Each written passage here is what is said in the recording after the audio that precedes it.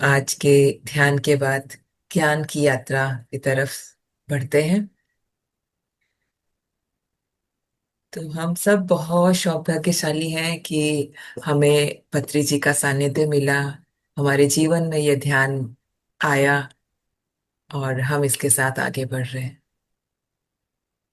तो जैसे एक शिशु का जन्म होता है और वो स्वतः प्राकृतिक रूप से ही बढ़ता है ना। हम उसको बाहरी संरक्षण पोषण दे सकते हैं। बाकी उसका जो शारीरिक विकास है वो स्वतः होता है, उसमें हम कोई हस्तक्षेप नहीं करते हैं। उसी तरह से जो जीव का विकास क्रम है, जो ये आत्मा जिसे हम बोलते हैं, उसकी जो यात्रा है, ये भी स्वतः चलती है। इसमें भी हम कुछ हस्तक्षेप नहीं कर सकते। ये जैसी है वैसे चल रही है। जैसा मैंने कहा, हम बाहर से पोषण देते हैं बच्चे को, वैसे ही हम इस आत्मा को पोषण दे सकते हैं। वो पोषण क्या है? ध्यान, ज्ञान, स्वाध्याय, सत्संग आदि। कुछ समय पहले हमने पत्री सर की पुस्तक करी थी, योग परंपरा। कुछ महीने पहले भी एक और मास्टर ने उसको पुनः दोहराया था। तो योग परंपरा में भी हमने क्या जाना कि एक सोल जो नई नई धरती पे आती है, तो वो पाषाण, मतलब क्या बोलेंगे उसको, खनिज जगत, खनिज जगत से होते हुए वनस्पति जगत, फिर पशु जगत, और उसके बाद में मानव योनि में प्रवेश करती है। तो ये क्रम है जो चल रहा है। शून्य से जो यात्रा शुरू हुई थी वो पुनः शून्य में ही विलीन होती है। जैसे हम कहते हैं कि सागर है, उसमें अंतर्निहित वेग है जो लहर के रूप में उत्पन्न होता है, कुछ समय ठहरता है और उसी में विलीन हो जाता है। उसी प्रकार ये जो जीव, या जो हम आत्मा के साथ इसको जोड़ के देखें, तो वो उसी ब्रह्म से शुरू होती है। खनिज पदार्थ से होती हुई लाखों करोड़ों योनियां वर्षों तक होते होते वो मानव योनि में पहुंचती है। और अंत में यहाँ से भी मुक्त होकर वो उसी विलीनता, उसी ब्रह्म में विलीन हो जाती है। तो पत्री सर बोलूं या आध्यात्मिक कोई भी मार्ग बोले, चाहे वो भक्ति का हो, चाहे योग का, चाहे कुंडलिनी हो, चाहे ज्ञान मार्ग हो, सब आपको पहुंचाता आपकी उस अनंतता, उस बोध तक ही है। शिखर एक ही है, पहाड़ पर चलने के रास्ते अलग अलग होते हैं। वो साधक स्वयं तय तय करता है कि मुझे किस साधन से वहां तक पहुंचना है। तो ऐसे ही विभिन्न साधनों का परिवेश के आधार पर, साधक की जरूरत के आधार पर समय समय पर आविष्कार होता रहता है। जैसा जिसको सुविधा हो उसको उस तरह से वहां तक पहुंचाया जाता है। तो ऐसे ही जो ये साधन हमें ध्यान का मिला है, इसकी एक मैं रोचक घटना बताती हूँ। आज का हमने टॉपिक लिया है ट्रैफिक सिग्नल्स फॉर सोल, है ना। तो जैसे हमारे अपने जीवन में इसको सुगम बनाने के लिए कुछ यातायात के नियम बनाए गए हैं ना। आप हर जगह नहीं चल सकते हैं। ट्रैफिक लाइट्स लगी होती है जगह जगह, आपको बता रखा है कि आपको लेफ्ट साइड चलना है, आने वाले को राइट साइड। तो ये नियम क्यों बनाए हैं? ताकि एक्सीडेंट ना हो, है ना, लोग आपस में टकराए नहीं, कोई दुर्घटना ना हो। इसी प्रकार से कुछ आत्मा के, किसको कैसे चलना चाहिए तो वो अपनी जीवन यात्रा सुगम, बिना किसी टकराव, एक्सीडेंट के चल सके। तो ये डॉक्टर जीके हैं, पत्री जी के ही शिष्य हैं। उन्होंने स्पिरिचुअल टैबलेट्स करके पूरा एक अ, दवाइयों की एक श्रृंखला बना दी है।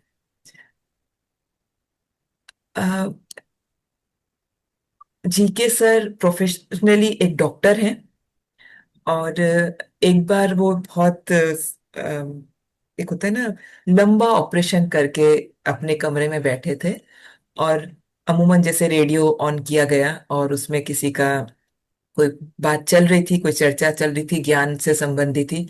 तो उसमें इस तरह से था कि मैंने ज्ञान ध्यान किया और इस तरह से मैंने अपनी आप को हील कर लिया। और उनको बड़ा ही अजीब लगा और उन्हें गुस्सा आया, क्योंकि वो 8 घंटे की सर्जरी करके थक कर बैठे थे और वहां ये बोला जा रहा था कि मैंने ध्यान से ही खुद को हील कर लिया। ये बात उनको चुभ गई कि फिर हम बेवकूफ हैं कि हम इतना पढ़ते हैं और इतनी मेहनत करते हैं, और यहाँ ये चीज बोली जा रही है कि मैं तो ध्यान से भी हीलिंग हो सकती है। अब ये बात उनको चुप तो गई। फिर उन्होंने इसको जाना कि ये क्या है, कैसे, कहाँ, और इसी उसमें उनका परिचय पत्री सिर से हुआ और उनकी काफी लंबी बातचीत हुई। तो उन्होंने, पत्री सर ने उनको इतना ही कहा कि आप जब तक जानेंगे नहीं किसी चीज को, तब तक आप उस पर कैसे कोई बात कह सकते हैं। तो अगर आपको मुझसे मिलना है और इस बारे में और चर्चा करनी है, तो आप कम से कम 40 दिन ध्यान करके आइए, उसके बाद मैं आपके हर प्रश्न का उत्तर दूंगा।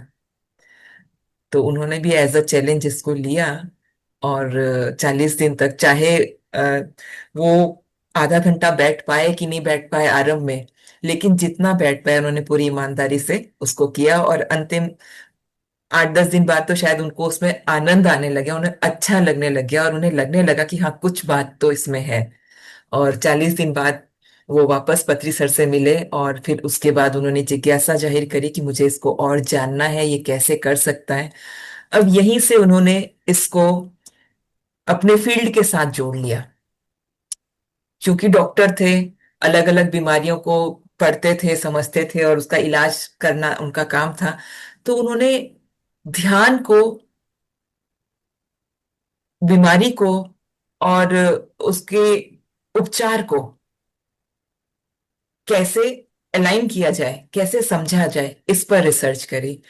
और बहुत समय उन्होंने बिताया, और अपने गहन ध्यान और ज्ञान के साथ उन्होंने 350 स्पिरिचुअल टैबलेट्स बनाई। और ये टैबलेट्स जैसी आम टैबलेट जो हम खाते हैं वो टैबलेट्स नहीं है। ये टैबलेट्स है जो आपको अपने जीवन में उतारनी है। क्योंकि हम जानते हैं, अब यहाँ तक पहुंच गए तो हमने बहुत सुना और जाना है कि कोई भी रोग सीधा इस शरीर पर पहले नहीं आता, है ना, वो पहले हमारे मन पे आता है ना। फिर उसका प्रभाव ऑर्गन्स पे पड़ता है, इस भौतिक शरीर पर पड़ता है, और 3-4 साल के बाद वो प्रकट होता है, उसके सिम्टम्स दिखने लगते हैं। सोचो, 3-4 साल तक वो अंदर ही अंदर बन रहा था, उसके बाद सिम्टम दिखने शुरू हुए। तो ऐसे ही उन्होंने बहुत कुछ, हर बीमारी के सिम्टम्स क्या होते हैं, कौन सा सप्रेस्ड फीलिंग है, कौन सा उनका ऐसा व्यवहार है जो उस रोग को बनाता है, इस पर रिसर्च करी। और इस तरह से उन्होंने कई तरह की टैबलेट्स अलग अलग रोगों के हिसाब से बनाई। जैसे किसी को डायबिटीज है तो उसको मीठा नहीं खाना है, इस तरह की बात कही जाती है ना। तो मीठा अर्थात क्या? तो उन्होंने समझाया कि मिठास मतलब जीवन में जो आपको मिठास देती है वो आपके हैं रिश्ते, है ना। आपके रिश्ते हैं, आप जो करना चाहते हैं वो चीज फुलफिलमेंट हो रही है कि नहीं। तो उस आधार पर उन्होंने उनके लिए एक अलग तरह का ध्यान, स्वाध्याय, बुक रीडिंग, आपको किस तरह की पुस्तकें पढ़नी चाहिए, किस तरह से आपकी मनोस्थिति रखनी चाहिए, उस तरह से वो उसको बताते हैं। तो उसी रिसर्च में से, उन्हीं टैबलेट्स में से एक जो है वो है ये ट्रैफिक सिग्नल्स ऑफ सोल्स। ये बेसिकली काम करती है आपके स्पाइन के लिए, लोअर बैक, मिडल बैक, और ये सर्वाइकल एरिया के लिए। तो पहले 3 लोअर बैक के लिए है, फिर जो है वो बीच के लिए है, और अंतिम जो है वो आपके सर्वाइकल के लिए। तो ऐसा नहीं है कि ये सिर्फ स्पाइन के लिए ही है, ये हम ओवरऑल सभी पर काम ले सकते हैं। लेकिन मुख्यतः जिन लोगों को इसकी तकलीफ है उनको इस इनके तरफ ज्यादा सचेत होकर के अपने जीवन में उतारने का प्रयास करना चाहिए। लेकिन क्यों हम बीमारी आए तभी उसका उपचार करें?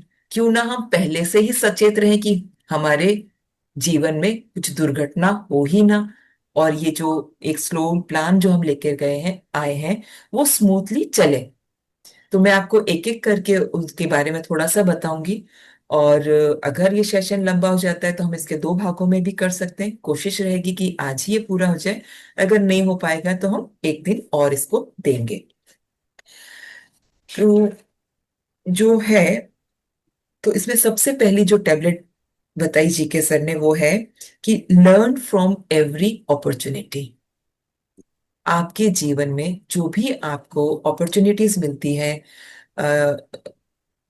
कुछ करने की जो संभावनाएं मिलती है या जो सहायता मिलती है, उससे आपको सीखना है। आपके जीवन में कुछ भी अनायास नहीं आता है। जैसे हमारे जीवन में कोई मित्र आया, उसने हमको ज्ञान इस ध्यान के बारे में बताया, है ना। ये एक अपॉर्चुनिटी की तरह आया था। आप इसको ले भी सकते थे और नजरअंदाज भी कर सकते थे। हमने भी कईयों को बताया, लेकिन उन्होंने इसकी तरफ ध्यान नहीं दिया, है ना। कई जुड़े और कहीं नहीं जुड़े। तो इस तरह से अगर आपके जीवन में कुछ इस तरह की नई चीज आती है, तो आपको पहले ही दृष्टि में उसको मना नहीं करना है। आपको थोड़ा सा उसको खोजना है। अगर वो आपके लिए उपयुक्त है, आपको उससे कुछ फायदा हो रहा है, आपकी प्रगति हो रही है, तो आप कंटिन्यू करिए। अन्यथा उसको एक बार जांच परख कर छोड़ दीजिए। जरूरी नहीं कि हर चीज आपके लिए ही हो, लेकिन पहली नजर में ही उसको अस्वीकार कर देना बुद्धिमानी नहीं है। ठीक है। और ये केवल मैं आध्यात्मिक स्तर पर नहीं कह रही हूँ, क्योंकि जीवन तो हमारा भौतिक में यहाँ चल रहा है। तो ये अपॉर्चुनिटी आपकी नौकरी बन के आ सकती है। आपको किसी दोस्त के माध्यम से कोई कोर्स करने की हो सकती है, किसी नई जगह घूमने चलने की हो सकती है। आपकी इच्छा हो रही हो कि चलो आज कहीं ट्रिप बनाते हैं, या बहुत महीनों से आप लोग आपस में प्लान कर रहे हैं और अचानक कोई बन जाए और एंड टाइम पे आप ही पीछे हट जाओ।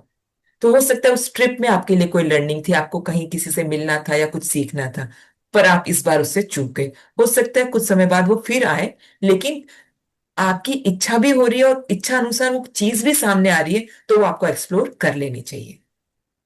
ठीक है। दूसरा वो बोलते हैं, if you get any desire और thought, then you have the power to manifest it. अगर आपके मन में कोई इच्छा आई है, तो उसे पूरे करने की क्षमता भी आप में है। बिना क्षमता के कोई इच्छा नहीं आती है। इसको कुछ उदाहरण से समझिए।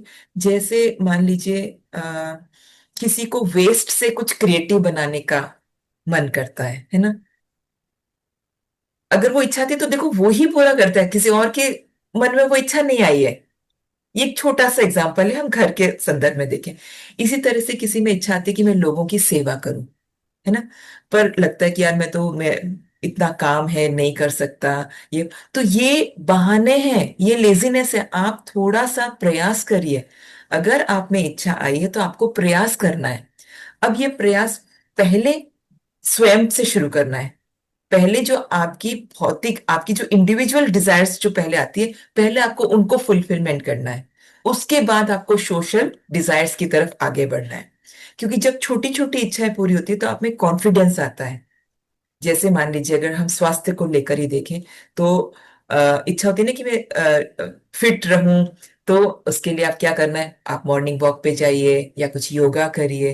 तो जैसे जैसे आप छोटी इच्छाएं पूरी करते जाएंगे, तो आपको यूनिवर्स सपोर्ट करेगा आपकी बड़ी इच्छाओं को पूरा करने के लिए भी, है ना। जैसे ध्यान प्रचार की इच्छा है, या मान लीजिए पिरामिड बनाने की इच्छा है, या कोई लाइब्रेरी बनाने की इच्छा है। तो ऐसी इच्छाओं के लिए जब आप छोटी इच्छाओं को पूरा करने लगते हैं, तो बड़ी इच्छाओं के लिए यूनिवर्स आपको सपोर्ट करता है। फिर कैसे सपोर्ट मिलेगा, वो आप तय नहीं करेंगे। वो आपको एक होता है ना, यूनिवर्सली आपको ऐसे लोगों के साथ जोड़ा जाएगा जो आपकी इस इच्छा को पूरी करने में आपको सहायता करेंगे।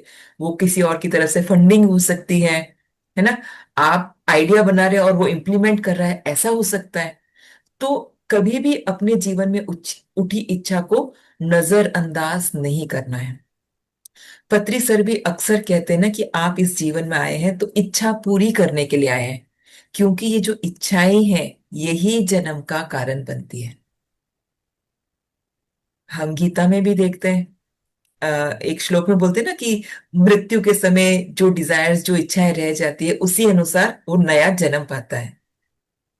तो यही है। इसीलिए पत्री सर भी कहते हैं कि स्पिरिचुअल हो गए तो अब नाचे गाने नहीं, सात्विक सात्विक खाना खाना, ऐसा कुछ नहीं है। इच्छा हो रही है मस्ती करने की, करिए। पिक्चर देखने की, देखिए। तो ये तो मैं छोटी इच्छा बताई। इसी तरह से जो भी बड़ी इच्छाएं होती है उसको भी दबाइए नहीं। अच्छा, कई बार होता है कि जैसे अभी हम बात कर रहे हैं कि अच्छा मेरी तो अब इस उम्र में इच्छा हो रही है कि मैं साइंटिस्ट बन जाऊं, है ना, मैं रॉकेट चलाऊं। अब देखिए, ये भी जो इच्छा है, ये जैसे मैंने कहा, इच्छाओं का ही जन्म होता है। हो सकता है ये कोई पास्ट कर्म की आपकी इच्छा रही हो जो इस जन्म में फिर से रिफ्लेक्ट हो रही है, लेकिन इस जन्म में ही वो पूरी हो ऐसा जरूरी नहीं है।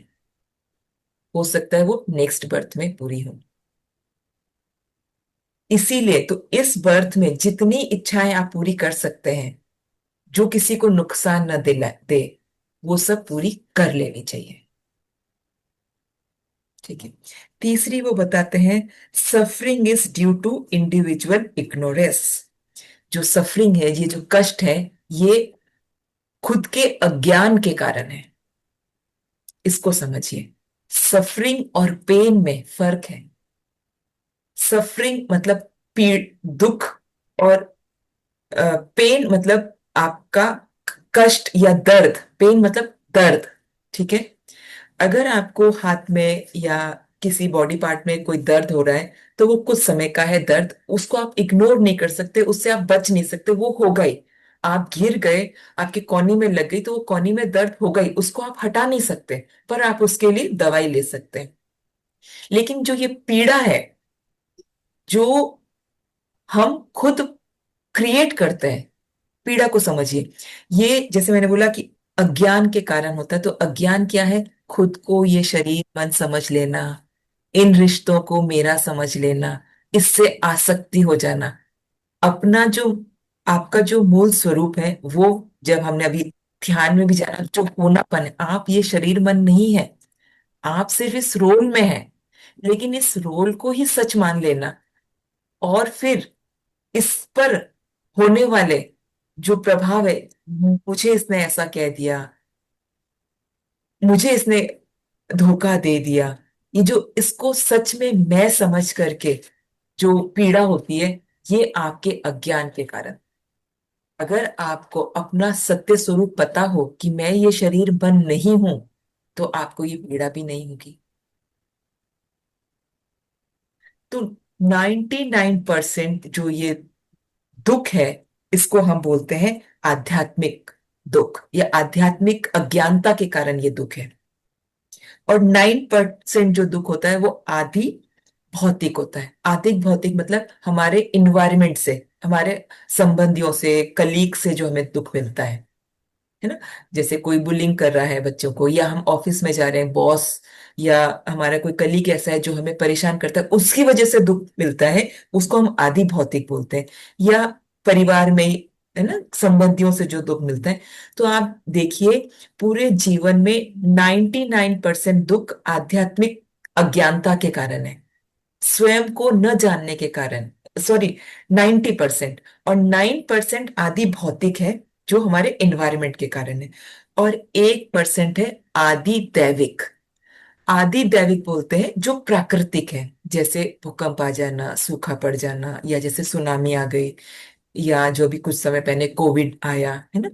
तो ये, इस पर किसी का कंट्रोल नहीं। तो इससे जो होने वाला इस जीव को दुख है, वो केवल 1% है। बाकी 90% आध्यात्मिक अज्ञानता के कारण दुख है, अपने सत्य स्वरूप को न जानने के कारण। और 9% हमारे परिवेश के कारण, और 1% ये। तो अब समझिए आप, दुख और पीड़ा में अंतर, है ना। पीड़ा कुछ समय के लिए होती है और ठीक हो जाती है, दुख हम अज्ञानता के कारण लाइफ लॉन्ग उसको ढोते हैं। क्योंकि मैं ये शरीर नहीं हूं, ये ज्ञान होता नहीं है, मैं ये आइडेंटिटी हूं, इसने मुझे ऐसे कह दिया, 10 साल पहले इसने मेरा अपमान किया था, इसने मेरा कहना नहीं माना। इस चीज को, जो हो चुका है, उसको भी हम अपनी स्मृति में क्रिएट करके आज भी उतना ही दुख महसूस करते हैं जितना उस दिन किया होगा। तो ये जो दुख का महसूस करना है, पुनः आज भी उसे जीवित कर देना है, ये फिर उसी एक ऊर्जा को संचालित करता है, और वो ऊर्जा आपके शरीर में प्रभाव करती है। वो नकारात्मक ऊर्जा है ना, डल एनर्जी है, तो उसका प्रभाव फिर आपके शरीर पर भी पड़ेगा। तो इसीलिए आत्मबोध होना, इस अज्ञान से ऊपर उठना बहुत जरूरी है। ऐसा नहीं कि अगर हम इसको जान जाएंगे तो परिस्थितियां बदल जाएगी, नहीं। जीवन तो जैसा है, अनुभव तो जैसे हैं, संबंधी तो जैसे हैं, वैसे ही रहेंगे, लेकिन आपकी दृष्टि बदल जाएगी। अब जैसे आपकी दृष्टि बदलेगी, वैसे ही दृश्य भी धीरे धीरे बदलेगा। तो ये बहुत जरूरी है कि ये जो हमने दुख बना रखा है, ये हमारी अपनी अज्ञानता के कारण है। तो इसे जान लेना। ठीक है। तीसरा, जीके सर बताते हैं कि वो है लाइक अट्रैक्ट्स लाइक। जैसे आप है, वैसे ही ऊर्जा वाले लोगों को आप आकर्षित करते हैं। है ना? आप अपने फ्रेंड सर्कल में देखिए, आप सेम माइंडेड लोगों के साथ ही उठना बैठना बात करना पसंद करते हैं। अब इसको अगर हम देखते हैं कि हाँ, मैं तो सेम माइंडेड के साथ ही बात करती हूँ, ये एक चीज तो मुझे समझ में आ रही है, लेकिन मेरे घर में या मेरे रिश्तेदार, वो मुझसे इतना अलग क्यों है, उनका व्यवहार ऐसा क्यों है जैसा मैं नहीं चाहती। है ना? कई घर में कई ऐसे रिश्ते हैं जो बहुत ज्यादा रोकते टोकते हैं, या झगड़ालू किस्म के भी होते हैं। है ना? मतलब बेसिकली जो हमें पसंद नहीं होते उसकी तरफ हमारा ध्यान ज्यादा होता है ना, कि ऐसा क्यों, मैं तो प्रेम वाले स्वभाव का हूं। तो जितने लोग प्रेम वाले होते हैं उनकी तरफ हमारा ध्यान नहीं था, मतलब हम उन्हें स्वीकार लेते हैं। लेकिन ये ऐसे लोग मेरे जीवन में क्यों? अगर हम कहते हैं कि लाइक अट्रैक्ट्स लाइक है, तो मैं तो ऐसी नहीं हूं, तो मैं उनको कैसे अट्रैक्ट कर रही हूँ? तो ध्यान दीजिए, आपको ऊपरी तौर पे ऐसा लगता है कि आप ऐसे नहीं हैं, लेकिन गहरे में मनन करिए, आप ऐसे सिर्फ एक फेस में ऐसे नहीं है। क्या आप बच्चों के साथ भी वैसे ही हैं?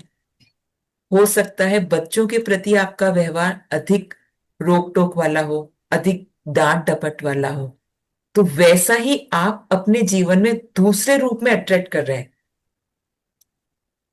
आप किसी को साथ वैसे हैं, तो आपके साथ भी कोई वैसा हो रहा है। आप में वो अवगुण, वो नकारात्मकता है, इसलिए आपके आसपास उस नकारात्मक ऊर्जा के लोग उपस्थित हैं। तो काम हमें बाहर नहीं करना है, किसी को बदलना नहीं है, काम हमें अपने पर करना है। अगर आपकी दृष्टि वहां चली जाती है कि अच्छा, मेरे में ये आदत है कि मैं अपने बेटे को, या मैं अपने किसी भी प्रोफेशन में हूं तो वहां पर मैं बहुत ज्यादा गुस्सा करती हूँ, तो अपने आप को देख लीजिए, धीरे धीरे आप अपने स्वभाव में परिवर्तन लाने का कोशिश शुरू कीजिए।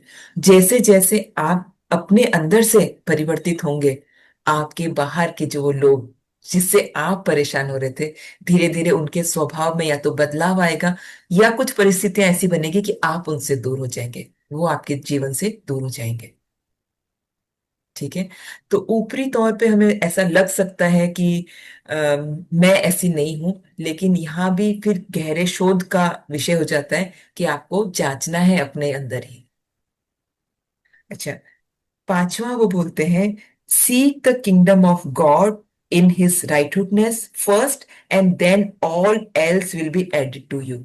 सबसे पहले उस भगवान की जो सत्ता है, उसका अनुभव स्वयं के अंदर करिए, फिर वो आपको बाहर भी दिखेगी। ये जीसस क्राइस्ट का एक कोट लिया है यहाँ पर, एक रूल के जैसे, कि जब तक आप स्वयं क्या है, अपने अंदर का आत्मबोध नहीं होगा, तब तक आपको बाहर विचलन ही विचलन दिखेगा। तो सबसे जरूरी है आत्म शांति, अपने अंदर का जो अ, होनापन है, अपने स्वरूप का जो जानना है। जब आप उसको जान लेते हैं, उसके साथ जब लय हो जाते हैं, तो बाहरी चीजें स्वतः आपकी ओर आकर्षित होने लगती हैं। चाहे वो मेटलिस्टिक हो, चाहे वो स्पिरिचुअल हो।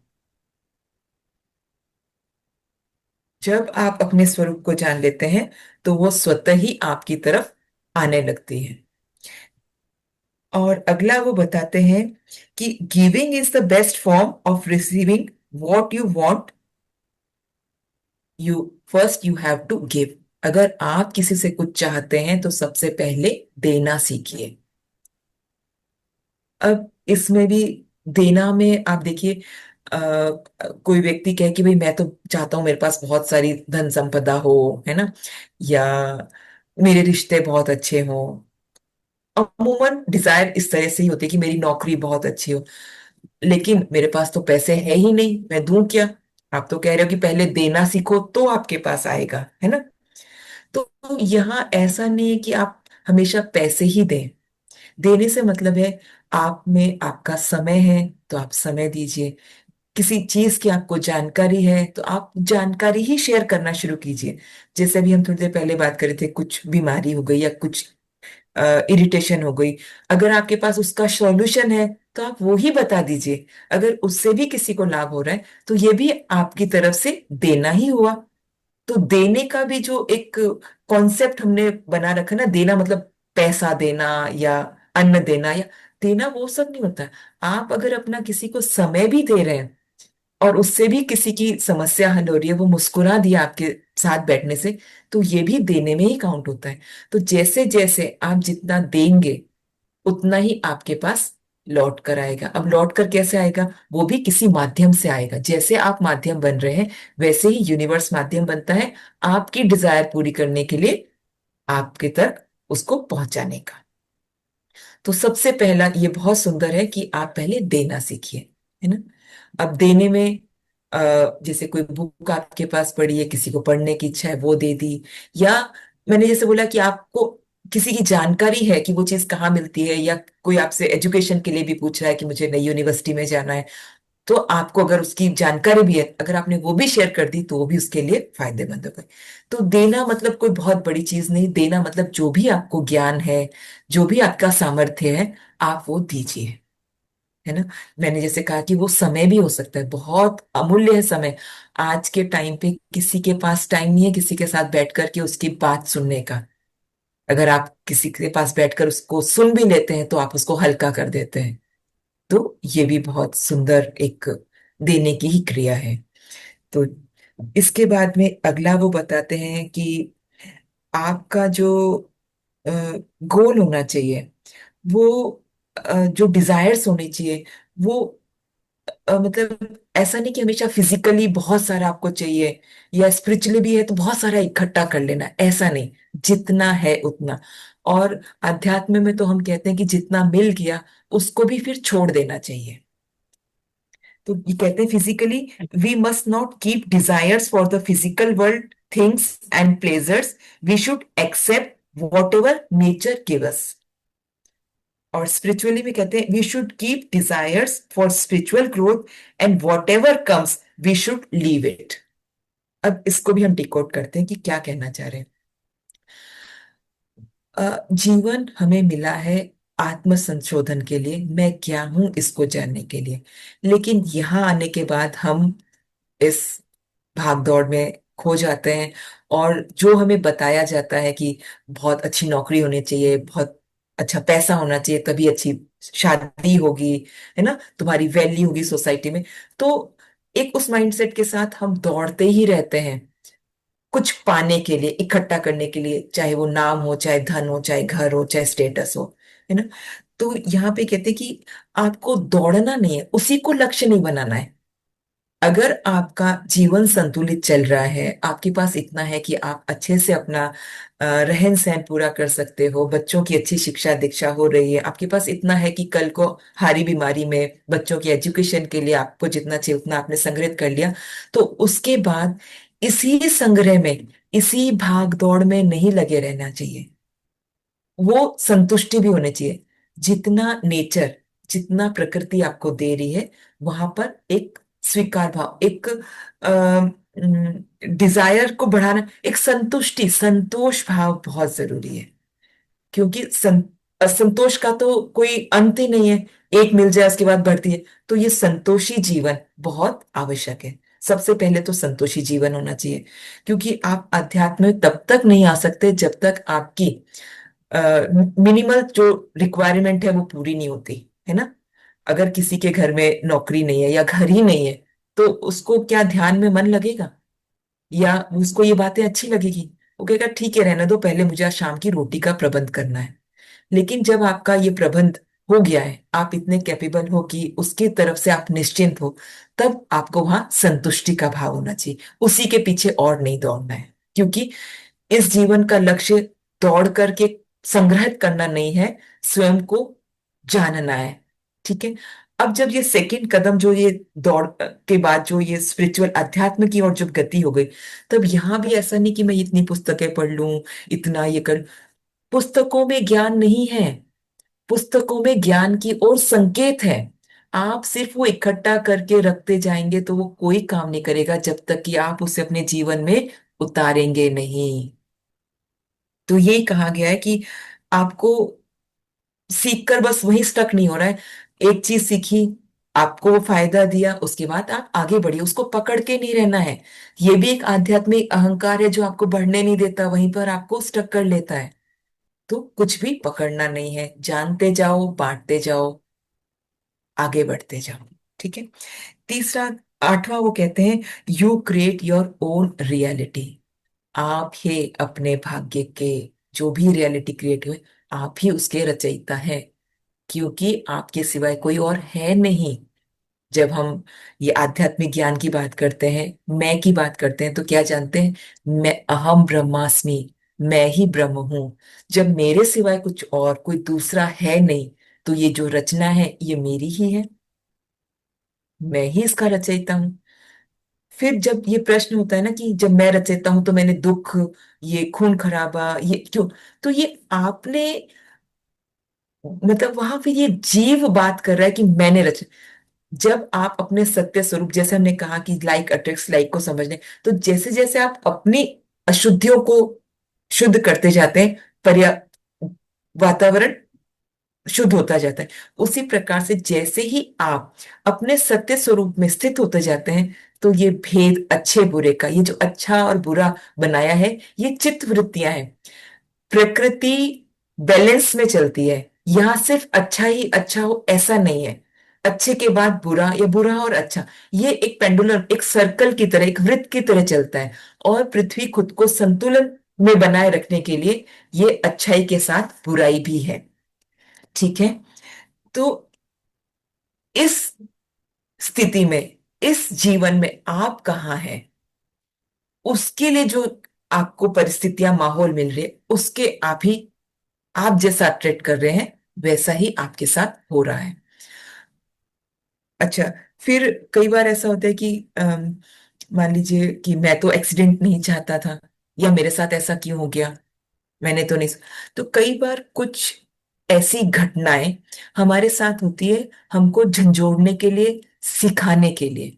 हम अपना लाइफ प्लान तो लेकर आए थे, लेकिन हम जब उससे भटक जाते हैं, है ना, दूसरी ओर चलने लगते हैं, तो प्रकृति आपको संकेत देने के लिए आपके जीवन में कुछ ऐसी घटना डाल देती थी, ताकि आप वापस अलर्ट हो, अपने जो प्लान लेकर आए थे उसकी तरफ वापस आपकी दृष्टि जाए। है ना। मान लीजिए कि किसी को गिर गए, चोट लग गई, पैर में चोट लगे ना, फ्रैक्चर हो गया, तो अब वो कहीं बाहर आ जा नहीं सकता। तो वो इस समय का उपयोग कर रहा है आध्यात्मिक पुस्तकें पढ़ने के लिए, है ना, सेशन ज्वाइन करने के लिए। तो एक ये जो बुरी घटनाएं जिसे हम कह देते हैं, वो भी अनायास नहीं होती, वो भी हमें संकेत करने के लिए होती है, हमें वापस अलर्ट करने के लिए, अपने पाथ से जो भटक गए पुनः उस पर लाने के लिए होती है। अच्छा, अगला वो बोलते हैं कि what come out of mouth is more powerful than what goes in inside the mouth. जो आपके मुंह से बाहर निकलता है वो ज्यादा महत्वपूर्ण है उससे जो आपके मुंह में अंदर जाता है। इसको समझिए। आप क्या खाते हैं, क्या पीते हैं, उसका प्रभाव आपकी देह पर रहता है ना, वो यहीं तक होता है। लेकिन आप क्या बोलते हैं, उसका प्रभाव आपके पूरे वातावरण पर पड़ता है। हमने पत्री सर की बुक वाक क्षेत्र भी पढ़ी थी, उसको भी जाना। तो वहां हमने जाना कि ये जो मुंह से बाहर आता है वो कितना महत्वपूर्ण है। तो बहुत सोच समझ कर पॉजिटिव बोलना है, नकारात्मक नहीं बोलना। हालांकि ये आरंभ में ऐसा लगता है कि कैसे किसी को डांटना भी पड़ता है, तो जहां जो जरूरी है वैसा बोलना पड़ता है। लेकिन अपने मन में, अपने स्वयं में जानते हुए कि ये लीला है और इस रोल में ये करना आवश्यक है, इस बोध के साथ जब बोला जाता है, तो उसका कर्म बंधन, उसका प्रभाव आप पे नहीं पड़ता। ठीक है। तो ये बहुत महत्वपूर्ण है सबके लिए कि आप क्या बोल रहे हैं, वो ज्यादा महत्वपूर्ण है कि आप क्या खा रहे हैं। ठीक है। इसी के साथ जो अंतिम जो उन्होंने संकेत किया है वो बोला है, नथिंग इज इम्पॉसिबल। कुछ भी असंभव नहीं है। तो जीवन में जो मिला है, यहाँ अगर हम देखें, impossible, IMPOSSIBL, I am possible. अब आपकी दृष्टि है कि आप इसको कैसे देखते हैं, इसको इम्पॉसिबल देखते हैं या आई एम पॉसिबल देखते हैं। तो ये कुछ संकेत दिए हैं डॉक्टर जी के ने स्पिरिचुअल टैबलेट के माध्यम से, और आज मैंने आपको बताया इसलिए कि ये कोई एक जगह इकट्ठा करके या एक जने के लिए नहीं, ये हम सब के लिए है। तो जिस तरह से हम ट्रैफिक रूल्स फॉलो करते हैं अपनी ये व्यवहारिक जीवन को बिना दुर्घटना के अच्छे से चलाने के लिए, उसी तरह से ये कुछ आध्यात्मिक संकेत हैं इस आत्मा को सुगमता से अपने गंतव्य तक पहुंचाने के लिए। तो मैंने कोशिश करी ये आज आप तक पहुंचाने की। शायद आपको कुछ इससे लाभ हो, आपको समझ में आया होगा। मुझे इतने प्यार से, इतने धैर्य के साथ सुनने के लिए आप सबका बहुत बहुत धन्यवाद।